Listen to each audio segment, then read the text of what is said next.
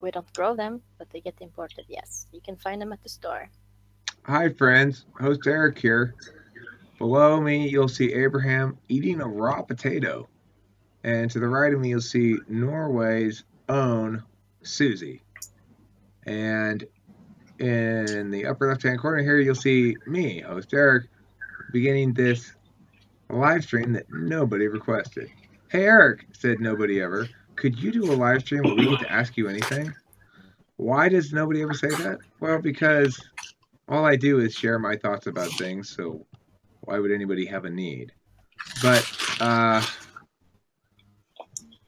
it seems like fun to me. I had some people ask me some questions earlier. I always love when people ask me questions because it makes it really easy to talk. It's like, if I'm just musing independently, it's still easy to talk.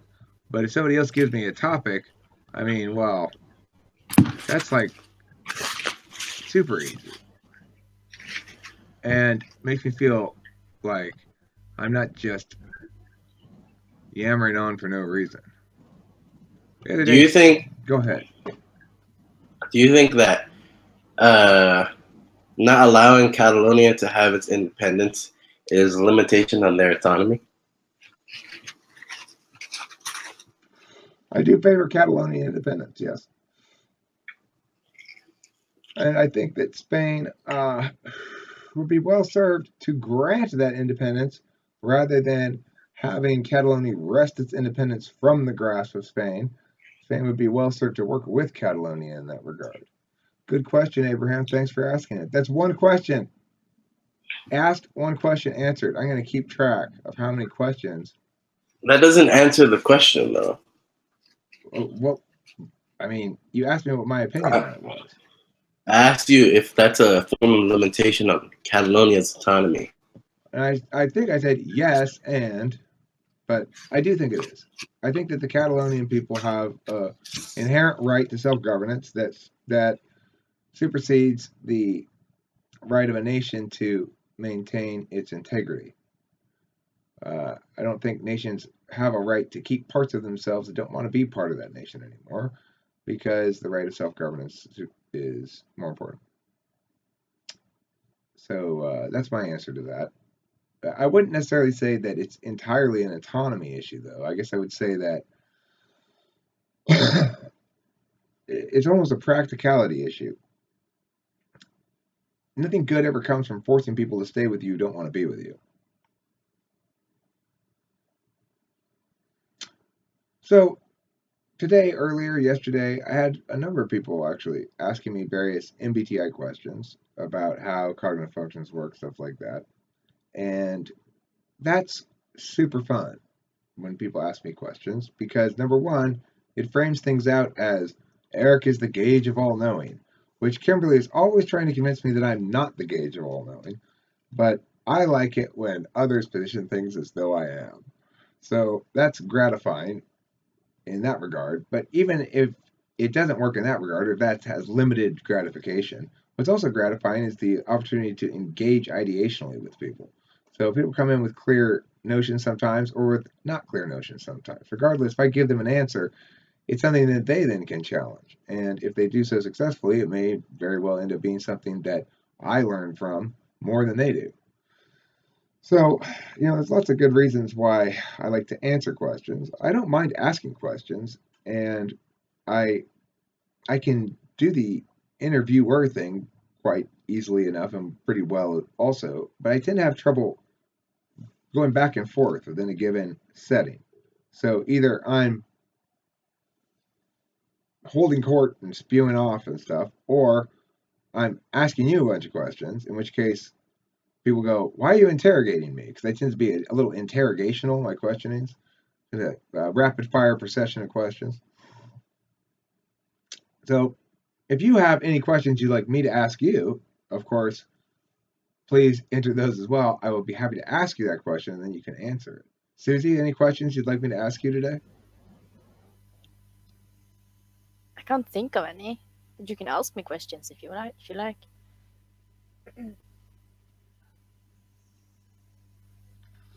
As an INTP female, how often do you encounter individuals who assume you share common girlinesses, and then you have to disavow them of that assumption. Does that happen often?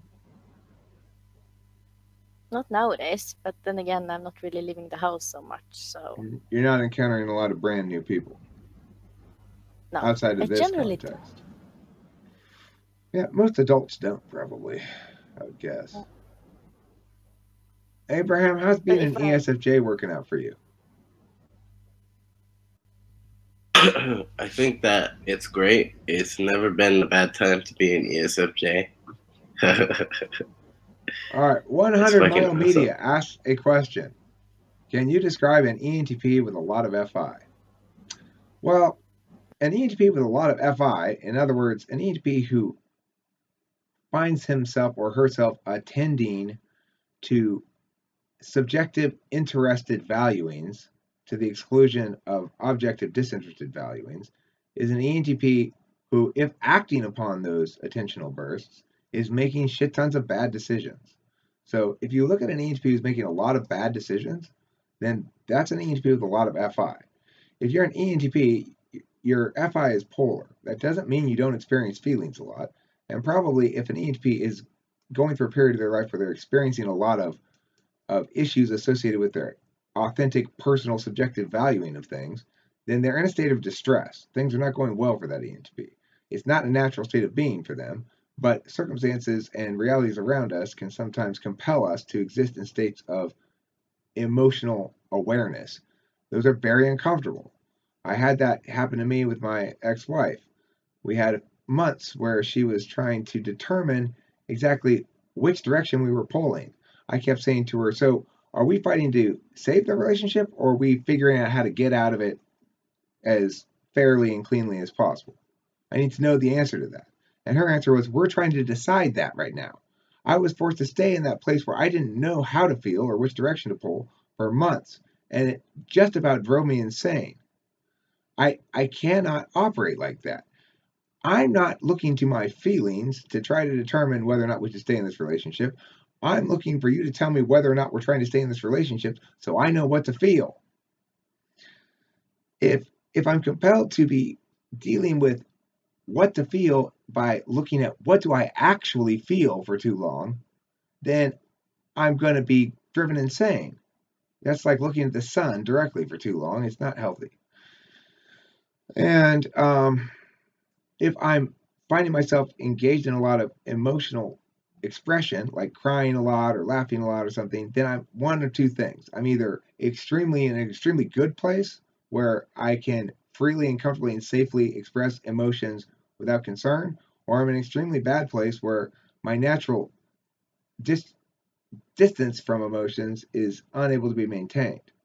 In a pretty good functioning state, ENFPs will have lots of little emotional moments, crying, laughing, being passionate about things, whatever, but they won't stick. As I was describing to ENFP Sauce earlier, I had an FI moment this morning when I left talking with him and I walked back in the house. I thought to myself, I really like Sauce. He's great. I really like talking to him. I felt authentic valuing of him. But then when I came back later in the day, I wasn't thinking, gosh, I wish Sauce is here. When he showed up again, I was reminded, oh, yeah, that's right. I was thinking this morning about how much I like you. But it didn't persist beyond that thought this morning. It wasn't like, gosh, I hope Sauce shows up. I wasn't thinking about him at all because my FI doesn't stick. It doesn't extend past time like that. So the answer is I can't really describe many healthy ENTPs who actively express or act upon FI much. It's a sign of ill health. For us. What is your favorite animal? My favorite animal? Well, I'd say either Schmitty Renzel or PP. Is that an SI answer instead of an NI answer you wanted? That references my own personal experience of actual animals, individual animals, rather than species. See. What's your favorite species? Human beings. They're the most complicated. I can talk to them so much more meaningfully than I can talk to cats and dogs. Whenever I try to talk to Schmitty Renzel, he listens well, but I'm not absolutely sure he gets everything I'm telling him. Sometimes he acts as though he just is ignoring me. I say, Schmitty, stay over there. I don't want to love you right now. I don't want you to push your face against mine. He might well ignore me and walk right up and put his face right up against mine again, which I know probably is just him being stubborn, but I'm beginning to think might represent a lack of understanding on his part. Yeah, I have a question. Yes. Now you have this great life with Kimberly. You live in a nice house and everything is going much better for you in many ways. Talk about the place you were about a year from now. It was right before the end of GTM and about a month after your road trip. Okay. I will answer that, and then I will answer Winter Mind and Fossology. A year ago, I was in a mental state of knowing that something needed to change. I had been a bachelor for a few years, and I was having a lot of fun as a single person, not because I was out slaying the puss, but because I was completely untethered by normal SI or any kind of normal rules. So I had nobody there to make sure I cleaned up the house, and I had nobody there to make sure I went to bed at a normal time, and I had nobody there to make sure I washed my clothes and all that stuff. And I just lived like crazy bohemian of sorts. I just smoked weed all day and did speed and stayed up all night, and I spent all my time with my friends here and talking with famous people. But I had grown to recognize that in me I had a need unfulfilled, namely I needed a woman. I needed a woman for multiple reasons. And so I was doing very well last year at this time in lots and lots of ways. And I was also pursuing a chick last year this time who was a chick across the country, a TWFP person. That didn't work out. But I was feeling pretty intense about that right at the moment. And then when that didn't work out, I shifted into, dear Lord, I've got to figure out this chick thing because I'm tired of not having a chick. So things are way different now, and I don't have to worry about any of those chick issues or figuring any of that stuff out. So in that sense, life is spiritually and existentially much simpler having that whole area of consideration solved. Hopefully that answers the question. Wintermine asks, can describe what TI is like when it manifests in INFP. Well, I can describe it from a couple of INFPs I've known. My friend Liz is an INFP, and her TI can be incredibly strong and impressive. In lots of TI sort of activities, she might defeat me if they're competitive, if they're game setups in some way. But the thing about it is, she likes using TI when it's something she's using for fun, but she doesn't use it to determine the legitimacy of statements or claims or positions or whatever at all. And in fact, she and I used to have massive battles before I understood cognitive functions where I was trying to explain to her how FI was wrong and failed, and you need to stop being FI. You need to start prioritizing TI. All of your problems, Liz, can be summed up as this. You're not doing objective self-criticism that is disinterested. You're not adequately disinterested. You keep making statements about how you feel about this without evaluating it on fairness criteria. In other words, I was doing the TIFE thing to her where I was delegitimizing her very nature because I thought that her FI INFP-ishness was unfair. It was demanding without really considering whether its demands were fair. Of course, she had the TI. I knew she was smart. I'd seen her apply it successfully, incredibly successfully. I'd seen her be incredibly deft with it in competitive situations where it's a game or something. So I was appalled at her obvious willful refusal to be reasonable. But of course, that's the point, is they're INFPs not because they can't use TI effectively. It's in their 8th slot. They can in the same way that I can use SE effectively and often I do. But they're INFPs because when it comes down to it and something important that actually has to be addressed, they won't use TI. In fact, they think it's morally wrong to use TI because that's not considering what really matters, which is the authenticity of the feelings. Sarah Jello says, Fossology says, can an INFP become a physicist? Sure. Does an INFP want to be a physicist? Probably not. I don't want to be a physicist either. I don't know why anyone would want to be a physicist. You're not dealing with anything interesting. You're just dealing with things that are already determined. If you're a Newtonian physicist, there's absolutely no ideational work to be done there. If you're a quantum physicist, well, okay, but that sounds okay. But you're kind of, it's like I can note all that shit out in one little chunk of philosophy. I don't need to do the legwork on it. That's my perspective on it. INFPs probably feel similarly because they're NE as well. They've got NE as a tool function. NE users like to deal with conditionalities and language-based stuff as a general rule, more than they like to deal with certainties and numbers-based stuff. Sarah Jello, do you think there are differences with types and their gender? As in, do you think female Ts are possibly more connected to their emotions than male Ts, etc.? That's a really good question, and something I've been thinking about making a video about in general, because I've seen this. I get a lot of, in my suggested videos thing, a lot of Jordan Peterson stuff, because I watched a couple of his videos. Once you watch a couple of somebody, like anybody who's watched any of my videos probably gets nothing but shit tons of talking with technical stuff in their suggested videos. One of his videos says, like, basically the title of it, I haven't watched it, but the title of it says, women evaluate, men evaluate ideas, women evaluate men. And another one, the gist of which says, men want engagement, women want attention. So it's like, I was thinking about responding to those because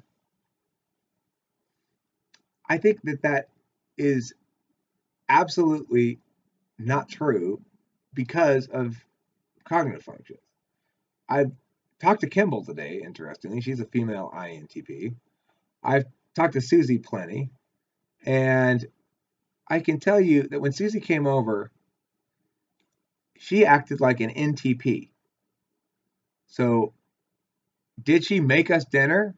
Yeah. Did she consider it all? What time it was going to be done? No. Did she clean up after herself? No. Not one time the whole time she was there. Did she do any of the FE normal chick stuff that one does? No. Are she and Kim friends? And does Kim love talking with Susie? And yeah, sure. And is that true? Does that have a lot to do with the fact that Susie's a chick rather than a dude? Yeah, sure. But that's because Kim feels more comfortable about that. As you can see, Susie's good friends with me too. And the reason why all that stuff's okay with INTP is because she's not like a stereotypical chick at all. She doesn't have any of those qualities. And that's why the stereotype's wrong. It's not a stereotype of chicks, it's a stereotype of feelers. And male feelers probably are more like female feelers than they appear. So Abraham has to do a certain amount of masculine positioning as a male feeler that may run contrary to his natural instincts because of societal expectations. But so he's going to appear perhaps more logical than a female feeler who makes less of an effort to live up to those kind of societal expectations. But I really think it's a thinker-feeler division, not a woman-man division. And it's also which kind of thinker. Do you think there are differences? What does that mean, Eric? What does that mean? It means you're like a chick and Susie's like a dude according to the stereotypes. These stereotypes are wrong. They are correct stereotypes of a difference between thinkers and feelers. So, feelers in general want attention. They don't want engagement. Engagement is ideational back and forth. And thinkers want engagement, not attention per se. In other words, it doesn't do me any good to have Kimberly just sit here and say things to me if the things don't do anything ideationally. So my point is those stereotypes are true, but not about gender, but about type or about preferred judging modality. What are the critical male Wasn't that ENFP? Who says male ENFP? Question mark. Or is that about? I don't know what that's about. What are the critical behavioral differences between an FI dom and a TI dom? Okay, well I'm a that's a male good question. ESFJ. Yeah, he's a male ESFJ.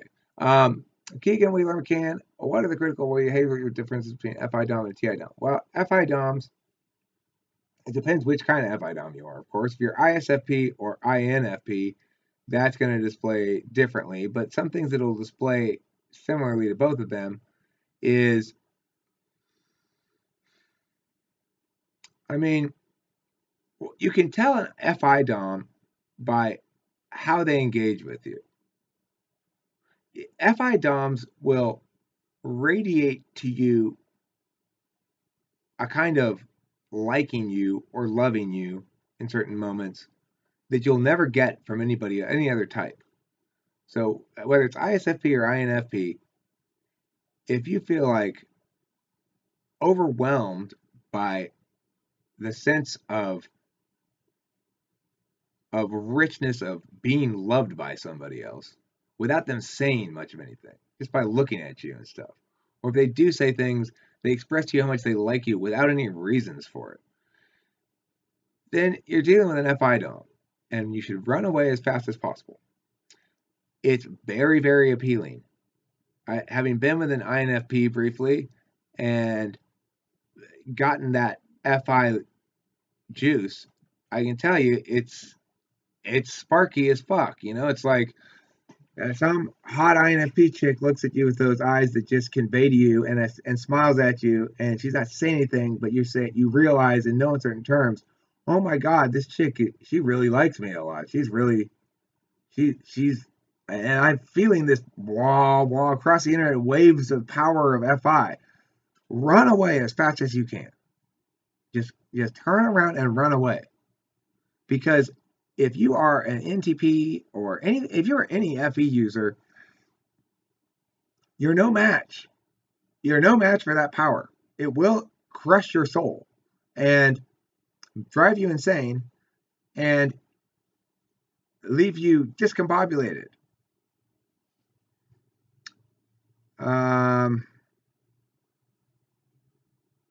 The only time I feel I use TI effectively is during tabletop strategy games after years of playing against an ENTP friend. How can an ENFP overcome the immoral feeling of using TI? I don't think you should overcome the immoral feeling. I think it should be a recognition that TI is not actually making a determination about what should be done. That's the key thing for FI users to remember. We're not saying when we're using TI, I'm right, therefore you should have to do this. We're saying, I'm right, therefore you need to make different arguments if you want to do that. That's the thing. It's all conditional. We're talking about statuses of statements and words.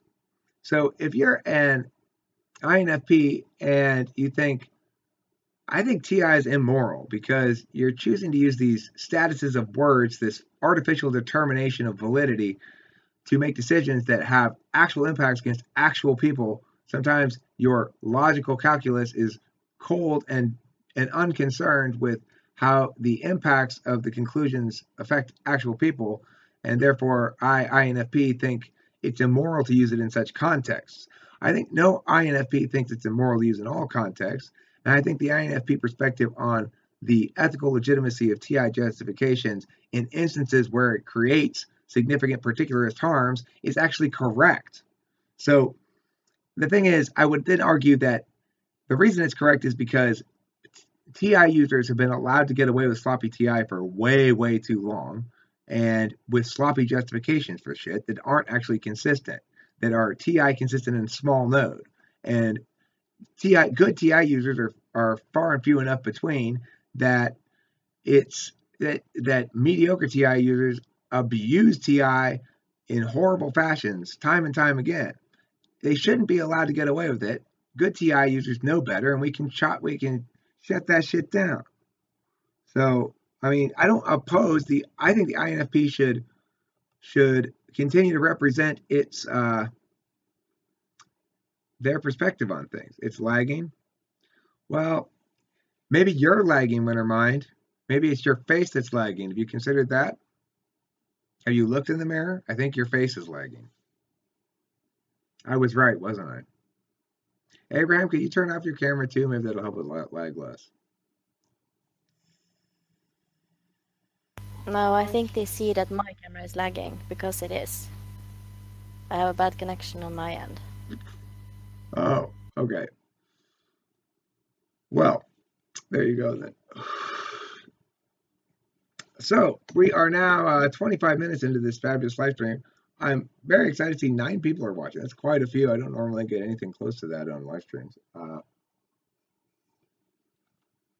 If any of those 8 now people have any questions, additional thoughts or comments, or subjects they'd like me to muse randomly about, please let me know, and I'd be happy to do so. Do I eat the ass part of the bread? Absolutely. In fact, sometimes I'll make a sandwich comprised of one cheek and the other cheek, leaving all the non-ass parts of the bread alone between the 2 cheeks. I'll just remove the cheeks from either end, make the sandwich that way. When am I going to use the ass parts of the bread, though, is the question. Not for a regular sandwich. It's going to have to be a hot sandwich that's somewhat juicy, because the ass parts of the bread then are preferable as they provide better structural support. Other questions? Other thoughts? Any topic you want to throw out there? I will talk randomly about it until the next thing comes up. What is the best way to learn another language? The best way to learn another language is going to be contingent upon your cognitive function stack. For me, and for all TI tool users or DOMs, the best way to learn another language is to learn the grammar first. So, in other words, if you want to teach me Spanish, the best thing you could do is first teach me how to conjugate verbs into different tenses. Teach me how to structure things in terms of where objects go, like the direct objects go before or after, stuff like that. And with tenses and grammar rules like that, then I can begin communicating for real right away. And all I have to do is find the words to plug in, learn the vocabulary. Because I'm applying then a system of understanding the language that requires me to apply the same grammar, just fill in different words. Whereas most people don't want to learn languages that way, and it's not the best way for them to learn. For most people, the best way to learn languages is simple phraseology, like learn a series of phrases that you actually need to use. Don't worry about why it's phrased that way or anything like that. Just memorize it or just get comfortable with it so it's second nature. And you don't need to, the reality is nobody needs to understand grammar at all. Nobody even needs to be able to read in order to speak successfully. In other words, in order to convey in the given language information. But for TI users, if you want to effectively learn a new language, you should start by getting all the grammar parts of it. Whether the different voices, how to do subjunctive voice, how to do conditional voice, how to do whatever, all that kind of stuff. Because once we understand the system, we can apply the specifics and build that up easily enough. If we don't apply, if we're just trying to go specific, we're doing it the most inefficient way we can, ultimately. I found, says Gigan, that MBTI works quite like a brain worm. Once you think about it, it is hard not to see it. What do you think about this? I agree completely. It's hard for me not to interpret just about anything through a cognitive function model now. Even when I choose not to, I'm just replacing the taxonomical tools that cognitive functions have afforded me with some words that are equivalent of those, that aren't actually distinct from it. So if somebody makes an argument, my first way of critiquing it is to understand it on an illocutionary basis. In other words, I understand that that argument exists not only as an example of the content that it contains, but as an example of an action by the person who's stating it. And that's an important, and that's the first distinction that's implied by MBTI cognitive functions that often is forgotten through other modes of analysis. You said INFPs would rather deal with language and conditionalities, but what makes dealing with numbers devoid of that? Well, numbers are certainly numerical languages are languages, and other symbolic languages are languages. But I would say that the distinction between natural language and symbolic languages is that symbolic languages are constrained further, such that success in symbolic languages is something that's going to necessarily include a higher amount of following through and consistently applying things that are already known. And as an NE user, a person likes to ideate, to think of new ways of ideationally interacting with something. So the more precise, in other words, the more binary symbolic system, the less interpretive room there is in it, the less interesting that's going to be to an extroverted intuitor who acts through metaphysical action or generating content within that within that interpretive room. So since more narrowly defined symbolic systems have less interpretive room, they're going to be less appealing to extroverted intuitors and more appealing to introverted intuitors. Particularly, the more constrained the language, the more it's going to appeal to NITE. And the less constrained the language, the more it's going to appeal to NEFI. So the least constrained language might be interpretive dance or something like that, or performance art. Who's going to do performance art? It's probably going to be your NFPs, your NE, and your FI. It might be, if it's particularly physical, your SFPs. So if it is interpretive dance, that might be an SFP thing. If it's I'm going to smear pig's blood on my face and stand here naked as a commentary on society, you got yourself an NFP sitting there. And if you want to go with a language that's still constrained according to binary rules, but not as constrained as numbers, then you're talking about natural language. That's the ENTPs and the INTPs wheelhouse. INTP is much less active in the interface component of it through FE, but they're just as active in the TI component inside their heads. Let's see here.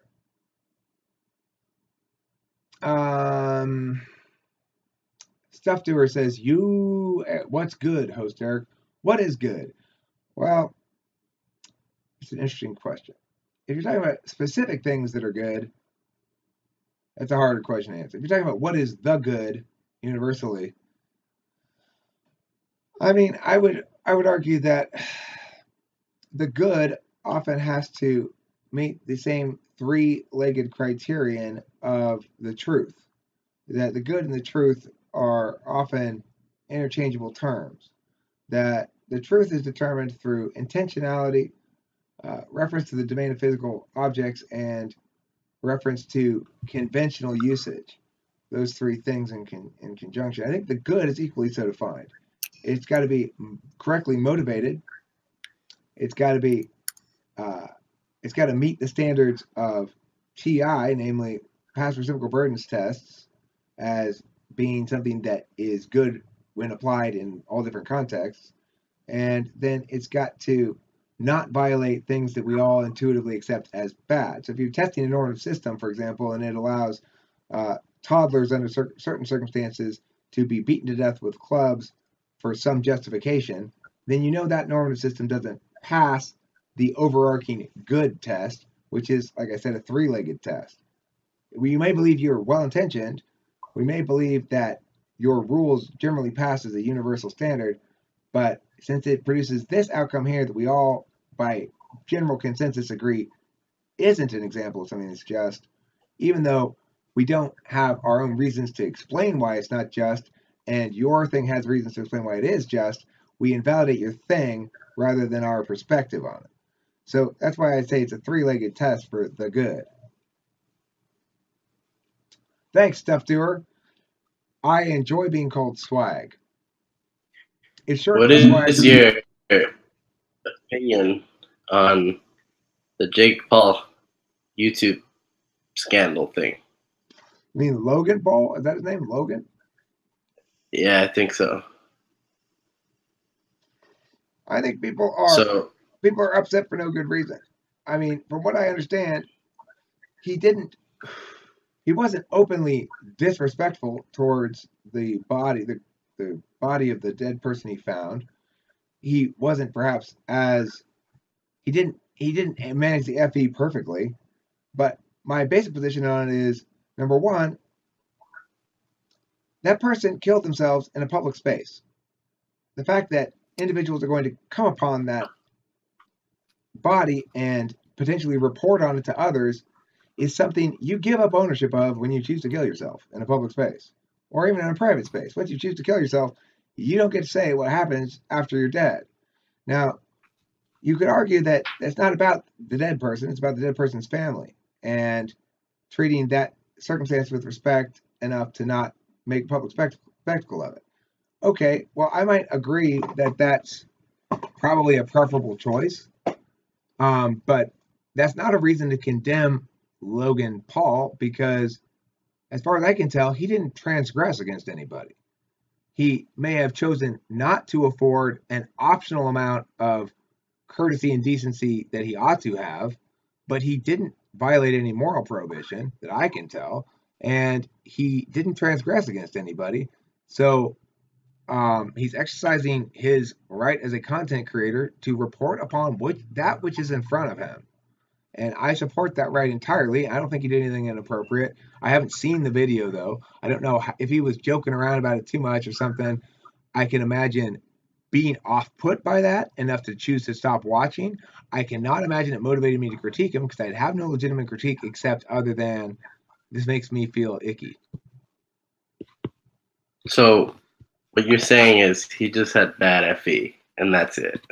Yeah. If he had bad FE, I guess he did based on the response to it, but I haven't seen the video. But he didn't do anything transgressive, so I don't care if he had bad FE. I certainly wouldn't condemn him. I might care enough for it to affect my viewership if I were a viewer, but it wouldn't make me feel justified in critiquing it.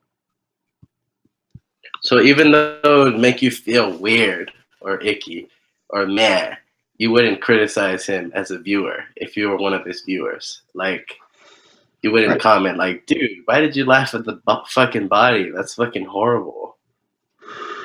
Well, no, because while I might not approve of that, I can't point to anything transgressive he did. I can't say you did something unethical or immoral or wrong because he didn't harm anybody directly. He didn't violate anybody's rights. He didn't exceed the legitimate domain of his own autonomy. And so I might think I don't like you as much anymore, but unless I can give a good logical reason as to why he's done something wrong, that doesn't put me in a position to critique him, as far as I'm concerned. Okay, but from the internet perspective, do you think that he made a very poor decision for having the following that he did?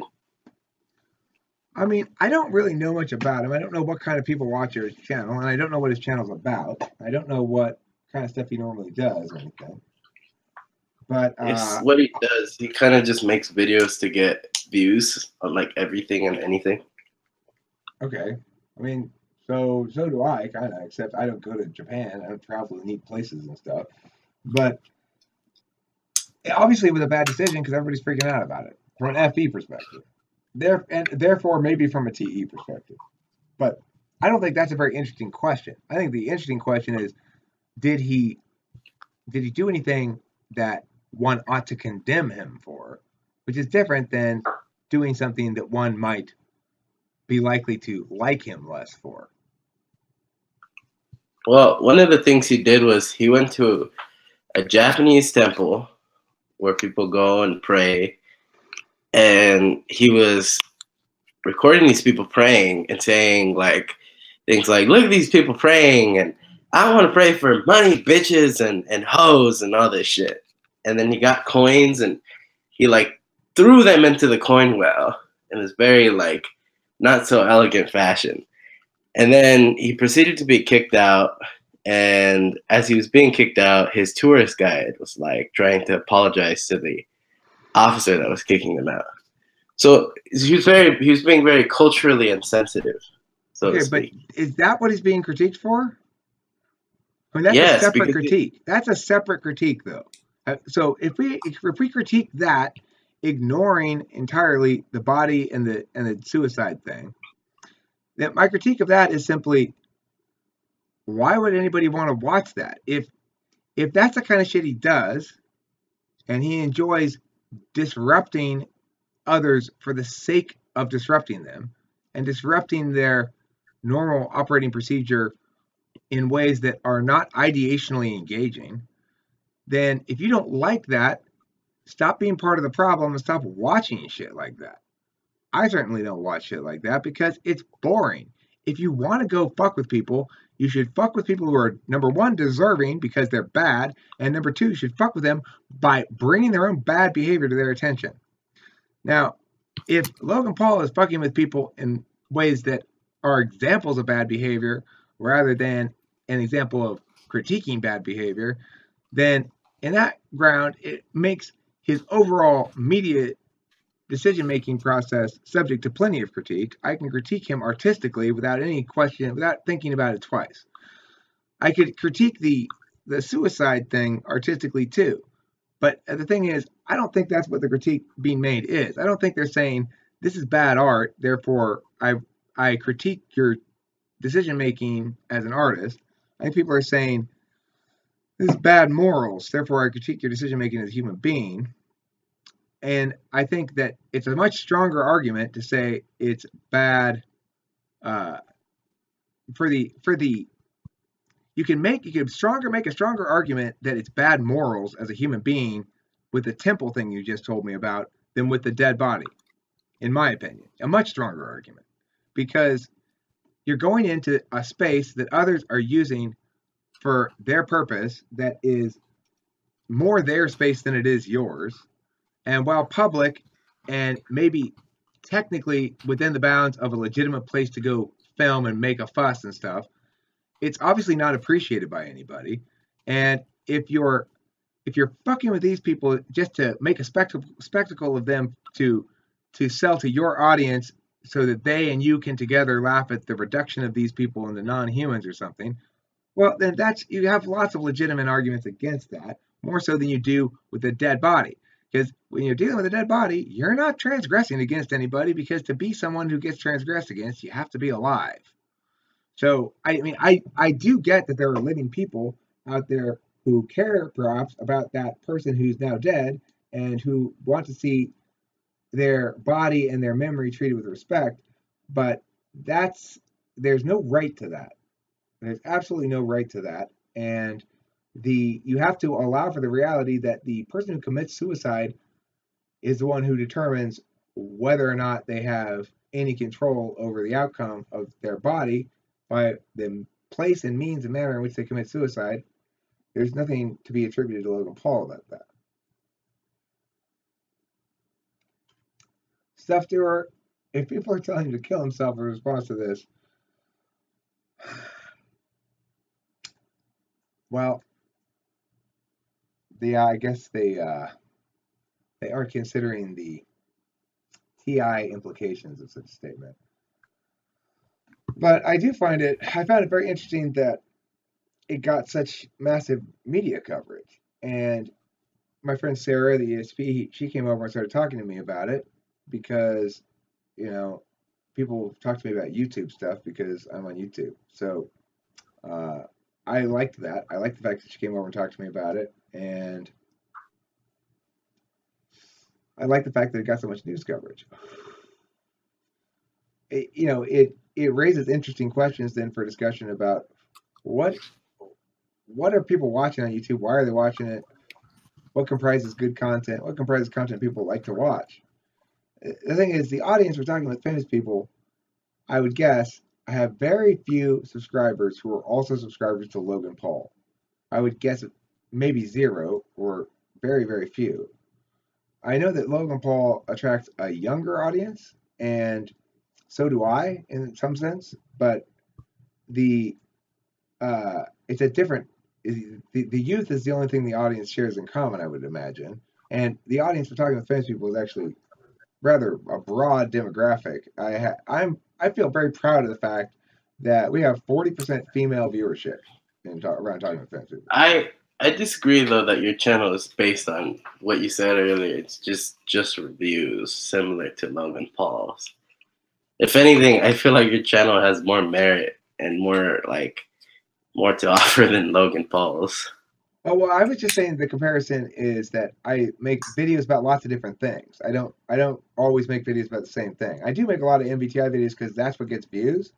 Left to my own devices, I would just make videos about random shit all the time. But I'm trying to be TE about the channel and not push people away by putting up too many videos and trying to make sure that when I do put up a video, it's a good one. Or if I just want to chat and talk and say random shit, then do a live stream because that's the appropriate form in which to do that kind of thing.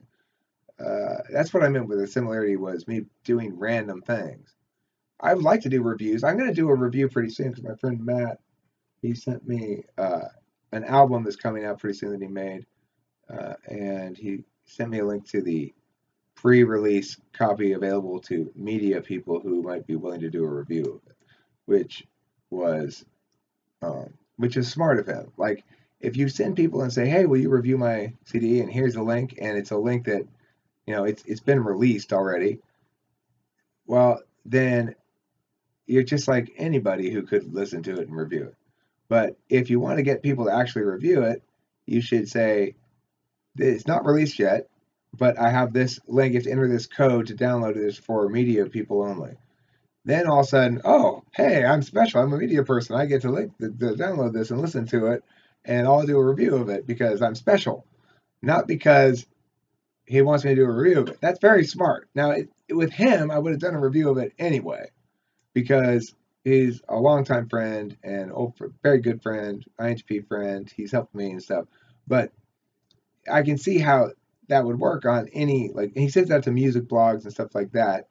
That's a much more effective way to get people to actually review your shit is to afford them specialness. Okay. So we're 47 minutes into this exciting live stream. 10 people are watching the live stream, which I greatly appreciate. Thank each of the 10 of you. Thank you for watching. And I've gotten a fair amount of live chat action here in the live chat component of the live stream dashboard, which you can see in the live stream this time because of the way I've got it set up here on the screen. Eric? Yes. What's the best kind of cheese? Well, I'm going to go with a sharp cheddar. An extra sharp cheddar, maybe? I mean, exactly how sharp? It's hard to measure. I'd say you want your cheese aged a fair amount of time. I'd say the single best cheese, if you have to pick one, is the Tillamook extra sharp cheddar brick thing that you can get. I'm going to bring up a picture of it right here. Tillamook extra sharp cheddar. Let's look at the images, friends. Okay, there it is. This one. This is the one. It's actually not the extra sharp. It says extra sharp. It just says sharp here. It's not this black one. That's a little too sharp.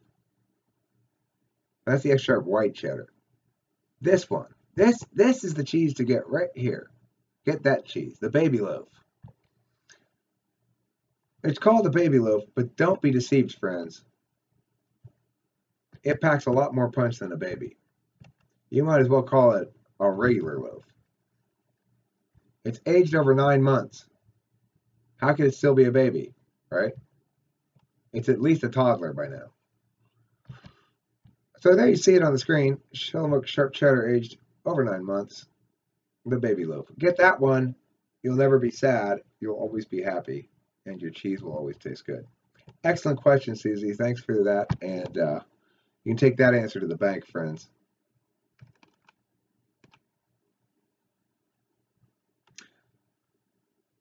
Keegan argues Gorgonzola, but claims his answer is not mutually exclusive of mine, that we could both somehow be right. Given the fact that he didn't specify a brand of Gorgonzola nor provide a picture of Gorgonzola that we should purchase, I think we should prefer my recommendation over his, as mine's more well substantiated.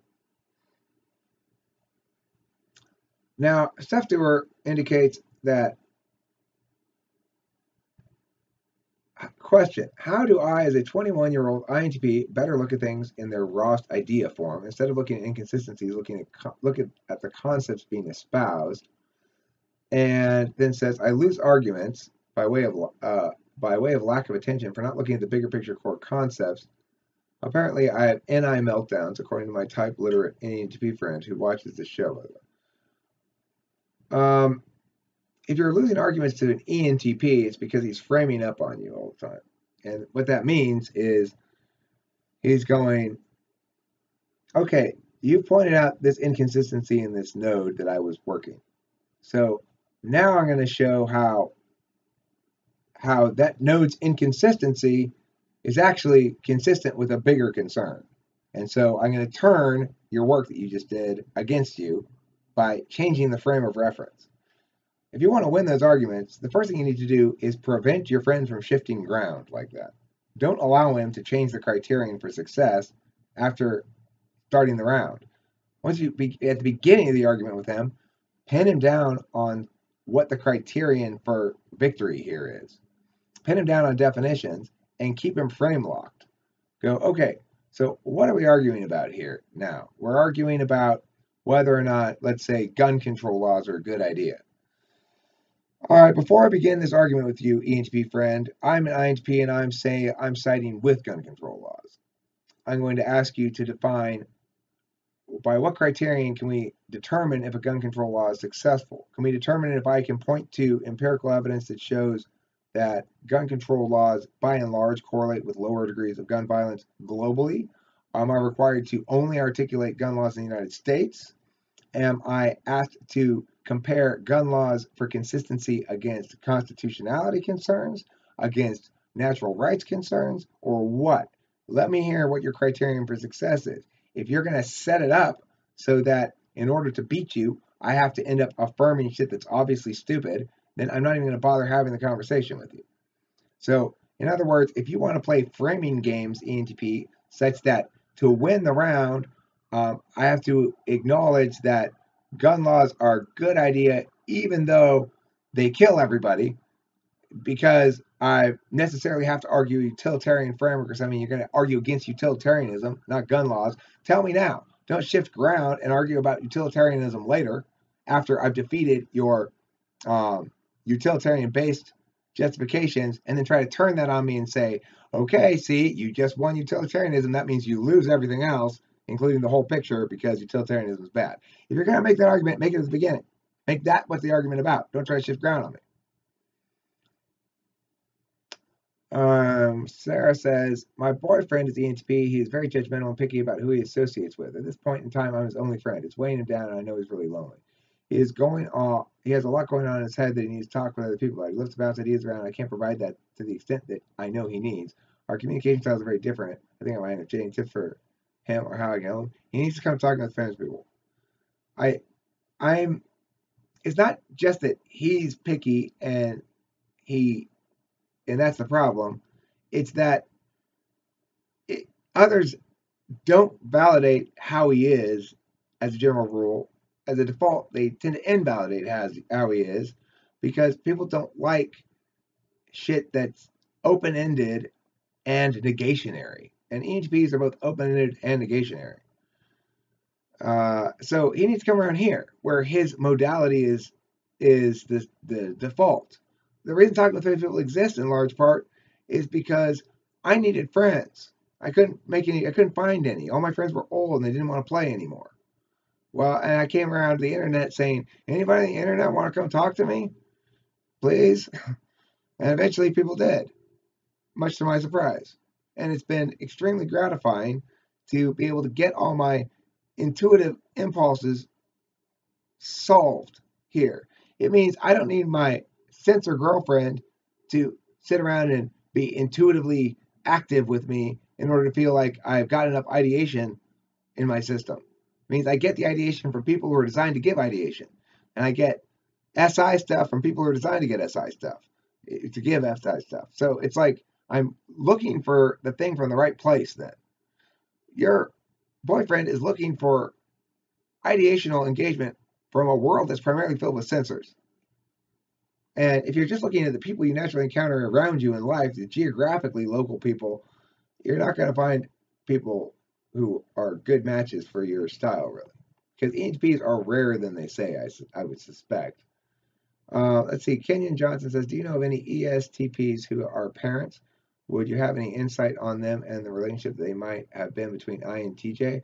My mom's ESTP and borderline to full-on MPD, in my opinion." Well, I do know a couple ESTPs who are parents. I know Sarah's a parent, and she is she's a parent kind of like an ENTP parent, but a little less self-critical or a little less reflective. She loves her kid a lot, and she knows she's not the best mom per se. Like she likes to party and stuff, but she wants him to do shit. She wants him to follow through on shit. She wants him to be a good student and stuff. Nick's dad is an ESTP, and Nick loves his dad, and his dad loves him and cares for him a lot, and he's a very good parent. I don't think ESTP parents are bad. I think if you're looking for a parent who's likely to be engaged in narcissistic manipulation, it's going to be an INFJ or an ENFJ parent. I think ENFJs are probably the actual worst parents if you're talking about a type, because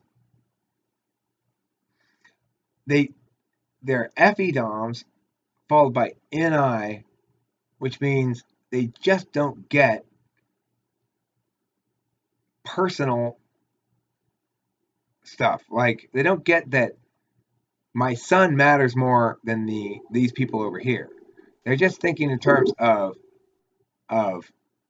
perceptions overall and what works as a global thing, and they're not interested at all in crafting in prioritizing people who are legitimately closer to them.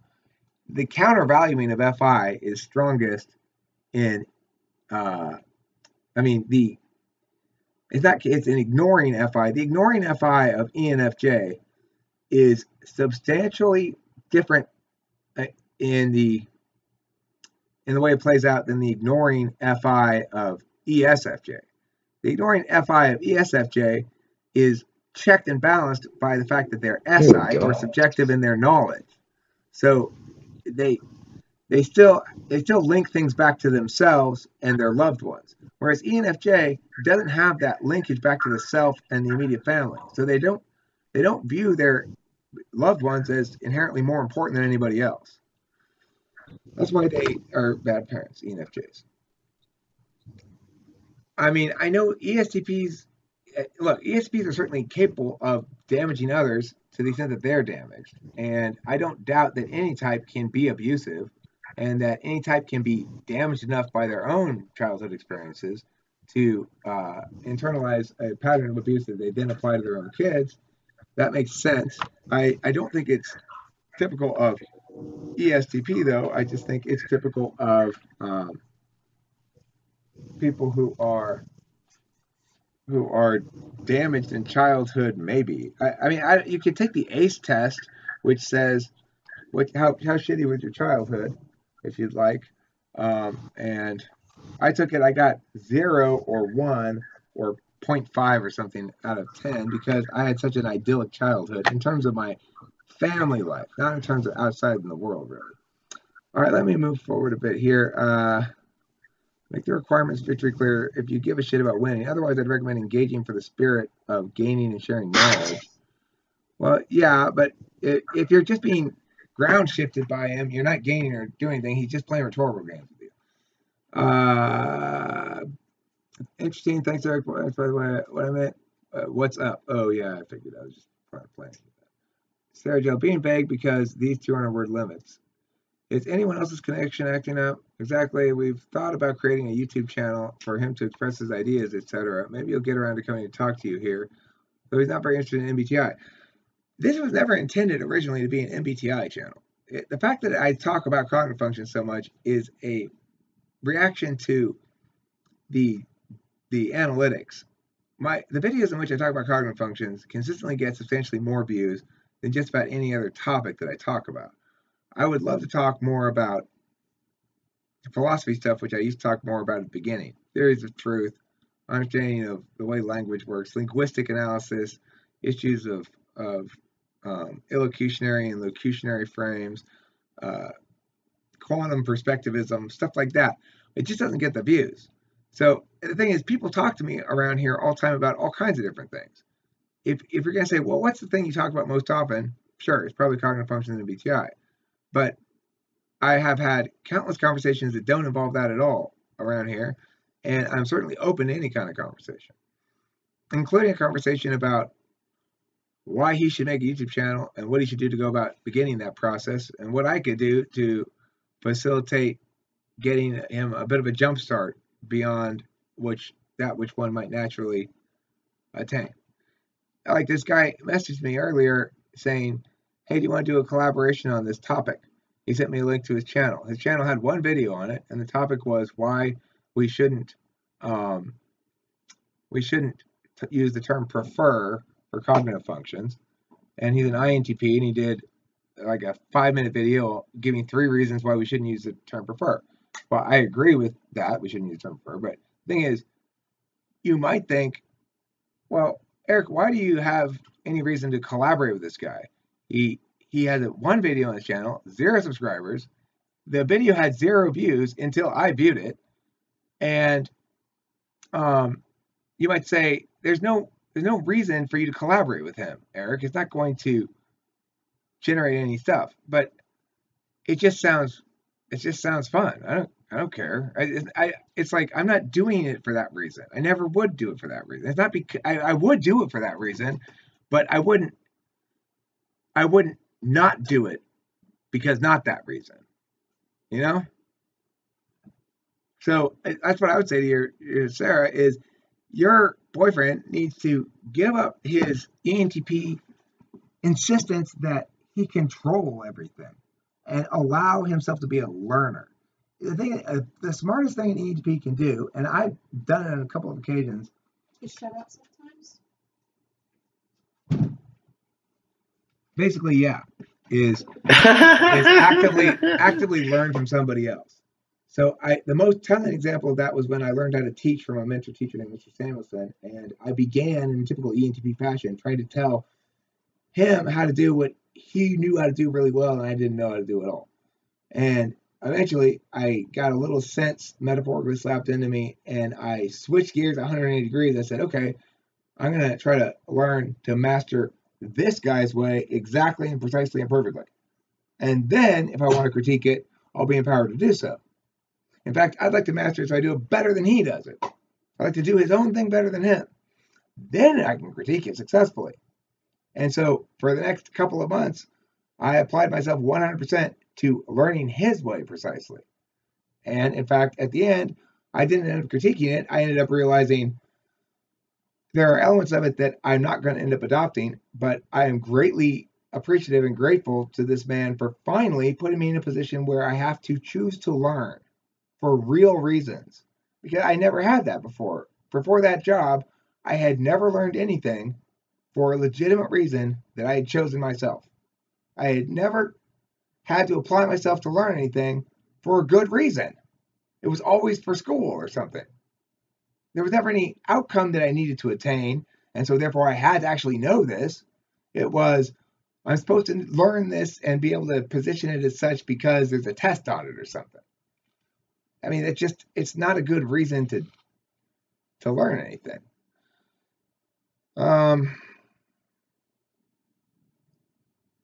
What do you think of meditation or mindfulness practice in general? It seems to be associated with the functions SE and SI. Do you think meditation is the best way for NI DOMs to connect with the present? I think that the traditional understanding of meditation, which is one that says, quiet the narrative action of the mind, quiet the monkey minds constantly talking about stuff inside your head, the ongoing pitter-patter of language, quiet that down and open your senses to an awareness of the world that is existent around you in the moment. So, for example, the Zen question, what is the sound of one hand clapping?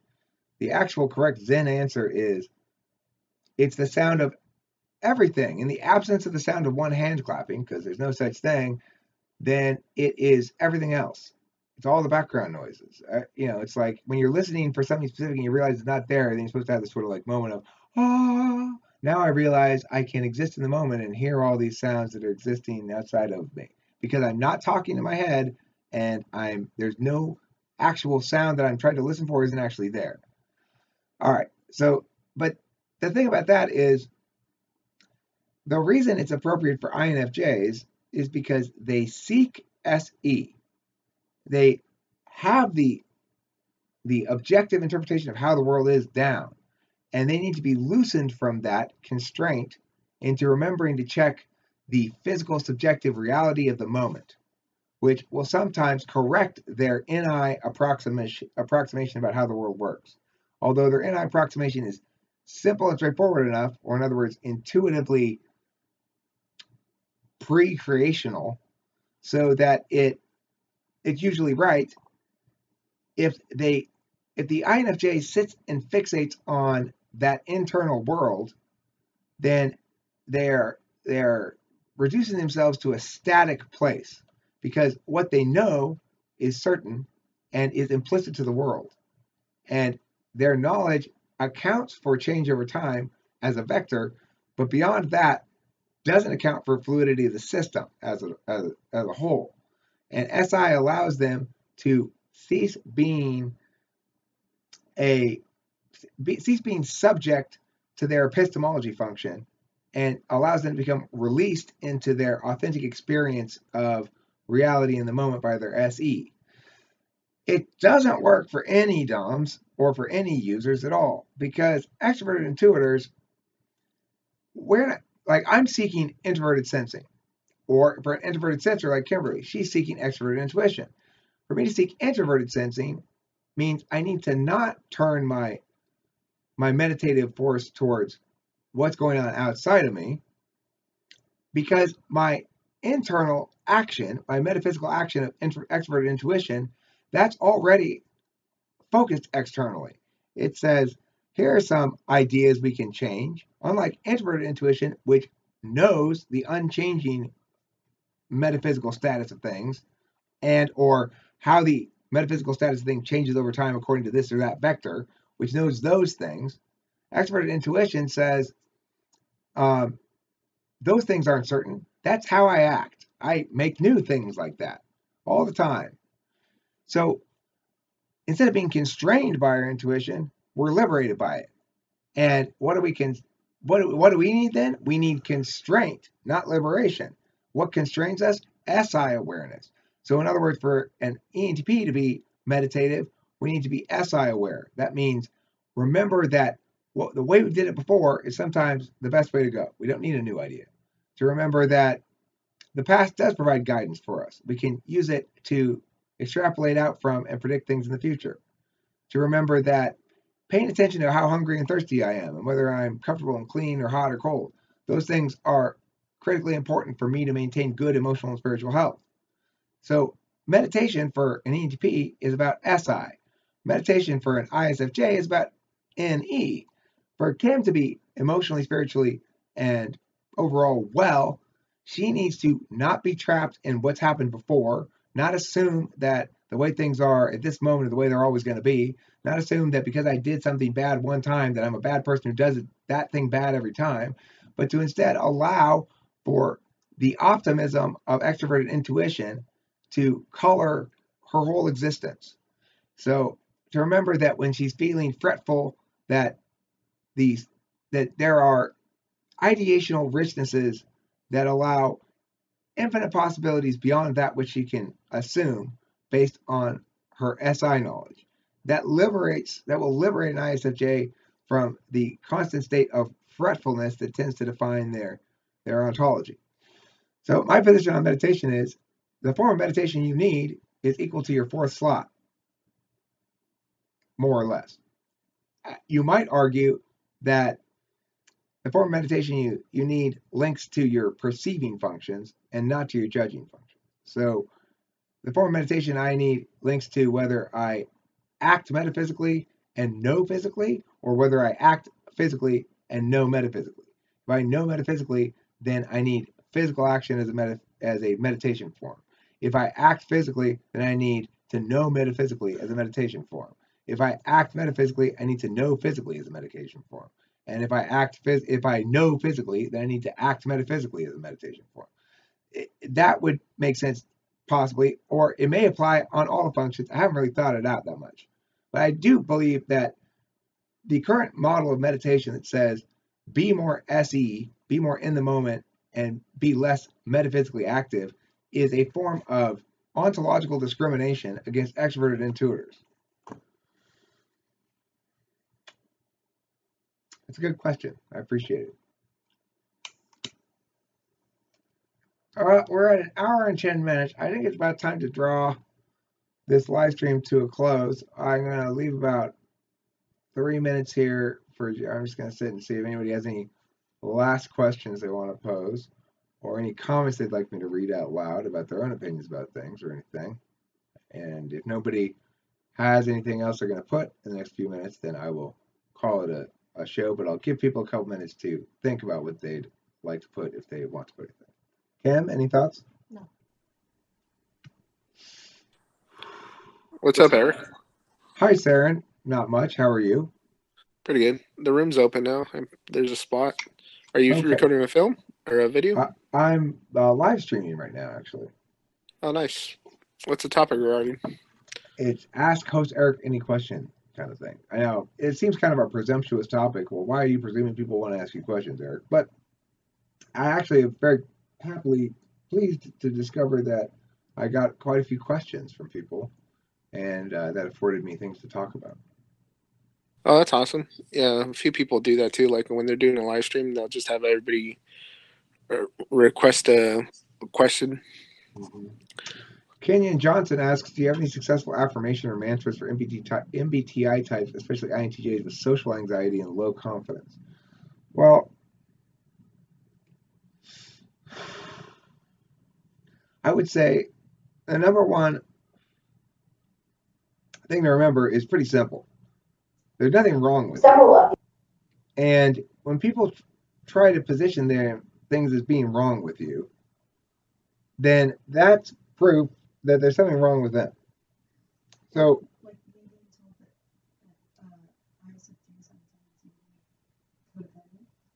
somebody said that too on the ISFJ group today, that ISFJs have a tendency to be codependent.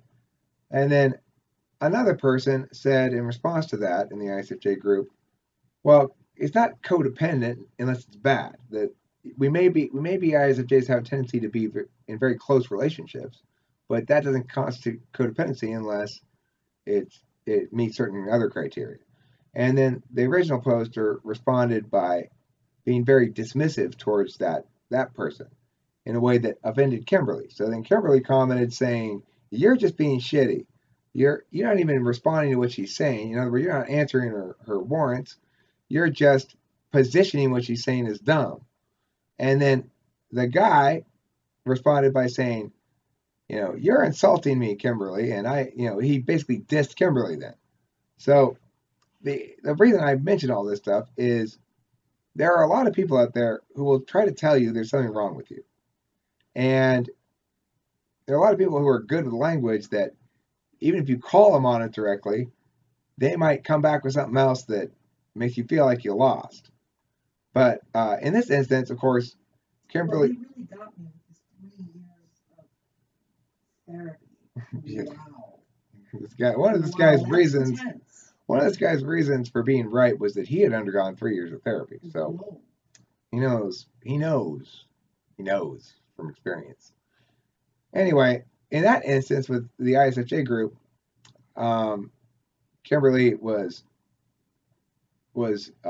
upset. I could see when she looked around, like I'm losing this argument, or I'm being treated unfairly by this guy who's not responding to what I'm saying.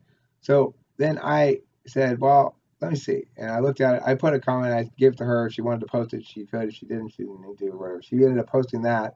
I don't know what happened after that, but oh, he did.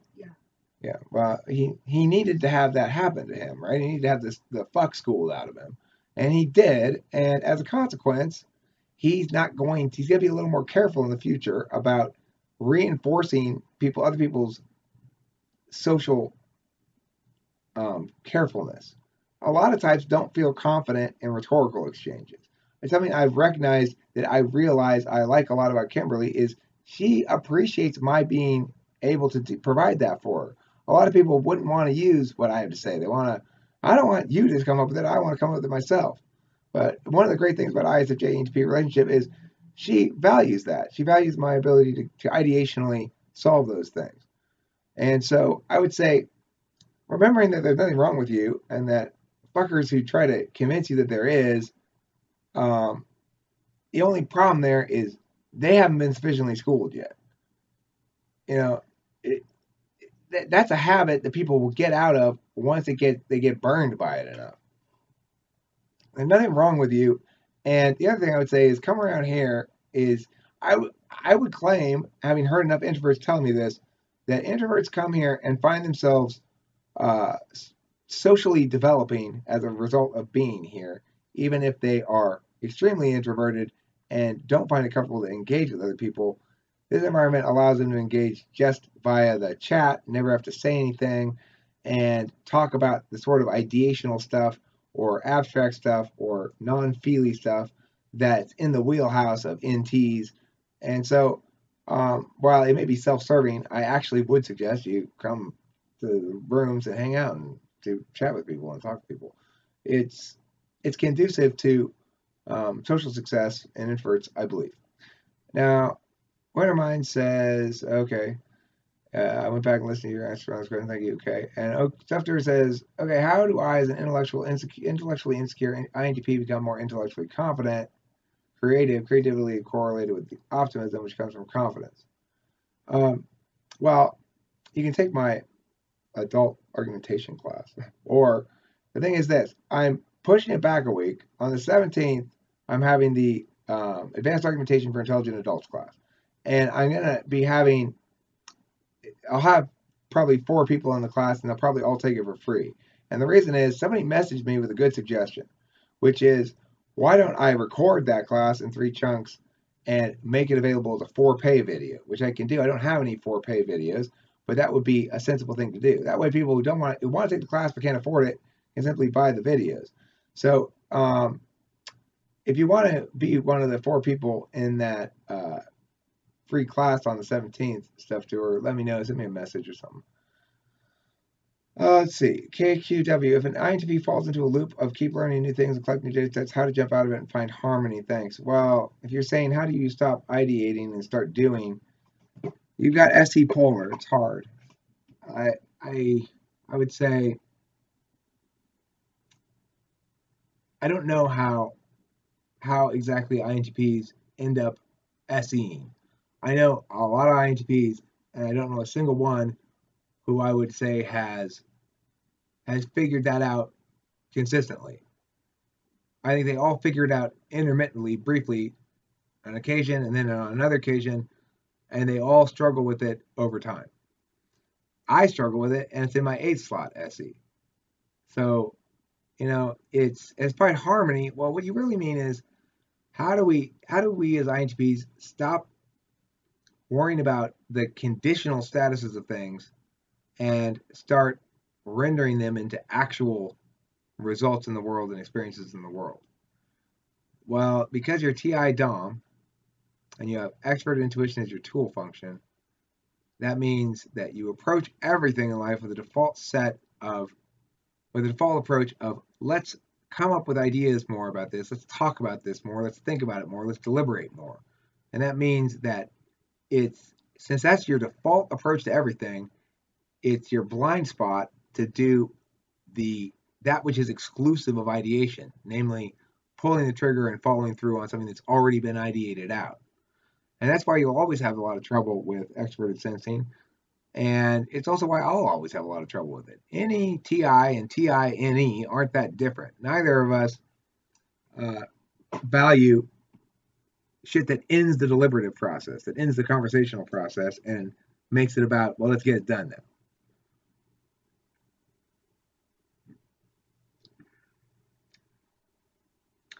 Well, yeah, look, the world is full of sensors who tell us things about how the world is and values and stuff that are functions of their sensoriness. And so NTPs are subject to a lot of what I would call ontological violence on the grounds that which is valued by the society as a whole, namely doing shit and being effective and being efficient and or being socially graceful and or being authentic, those are all prioritized more highly by society at large than being correct in a vacuum.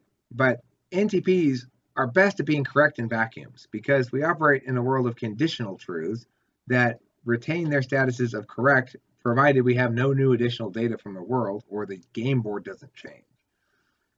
So, we run afoul of a lot of core values of society by our natures, and we internalize that there's something wrong with us, or I think a lot of us do, by the time we enter young adulthood. I certainly had.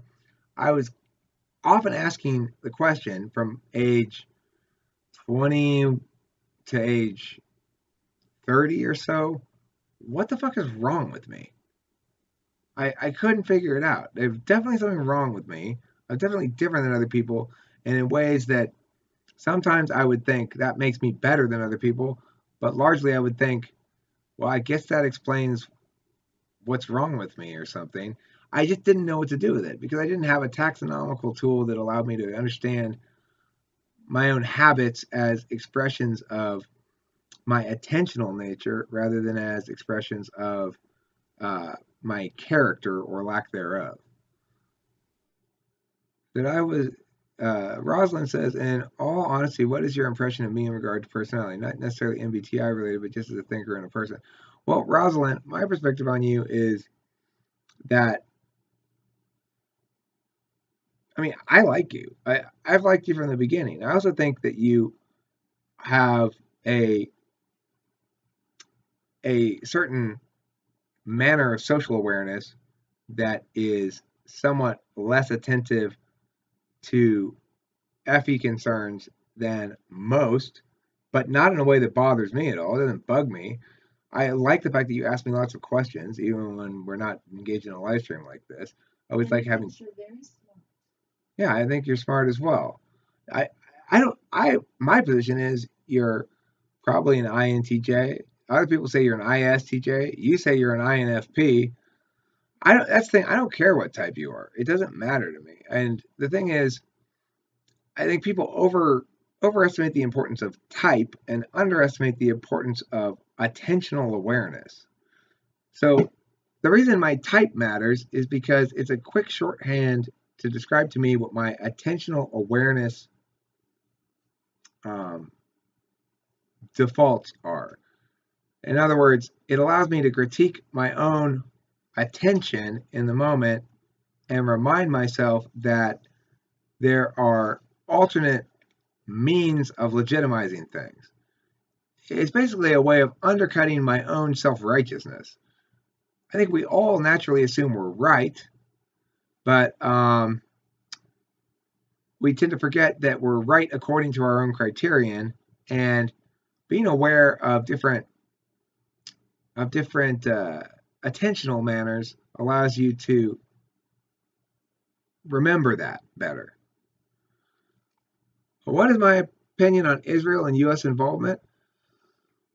Well,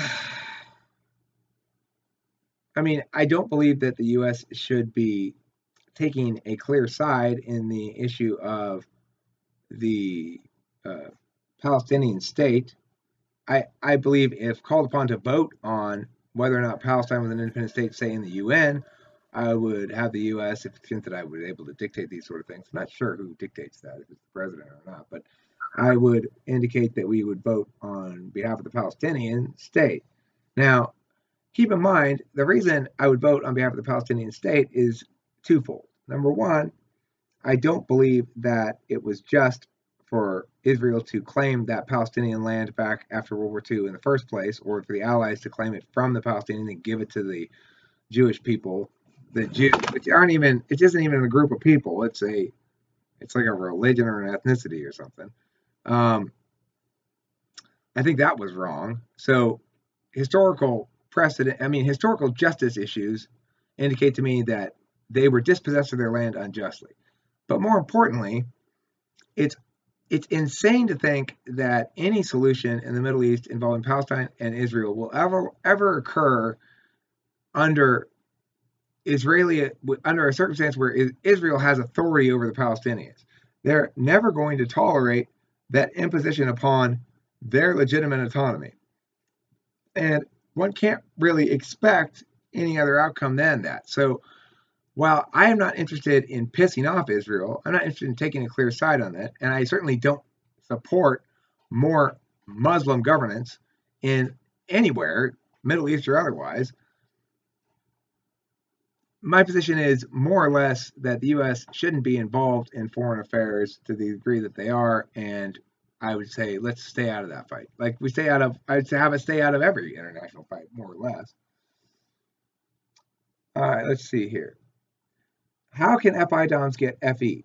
I've seen you describe FE a few times, and it's about you loving me rather than me loving me. Like they liking everybody having a great time over their own. Two, like how it's a harmonizing function. I understand it on paper, but can never get the instinct of FE users. Is it possible to get your fifth function? And if it is, how can FI DOMs get FE? Also, what do you think? Which of these two societies will do better in general overall long period? Society filled with FI DOMs or one filled with FE DOMs? That last question is really interesting. If you have FE as a fifth function, it's ignoring, which means you assume it takes care of itself, and you shouldn't have to worry about that.